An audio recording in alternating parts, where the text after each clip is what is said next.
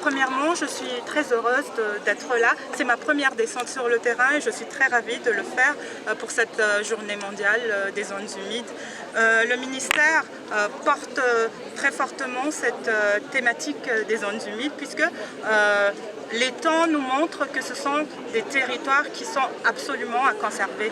Et nous sommes ici dans un bijou, je dirais presque un paradis, d'avoir une zone humide en plein centre-ville, en pleine capitale. Et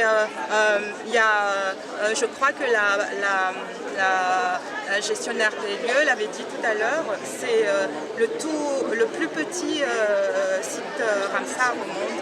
Donc il y a vraiment une fierté pour moi, je suis très fière d'être là aujourd'hui et de montrer que le ministère porte très haut ces questions-là, montrer également aux populations, faire vraiment de la pédagogie pour montrer qu'il y a une priorisation à faire sur ce genre de site parce qu'il y a, ce que je disais tout à l'heure, une approche systémique. Il faut qu'on fonctionne et on réfléchisse en fonction de l'écosystème. C'est un lieu où il y a une coexistence de plusieurs formes de vie. Il y a l'humain, il y a les oiseaux, il y a l'habitat, il y a l'eau, il y a les arbres. Donc on voit bien que c'est tout un écosystème qui coexiste et ces zones humides-là ont une importance même économique pour nous, c'est-à-dire que ces zones-là jouent un rôle très important sur le cycle de l'eau.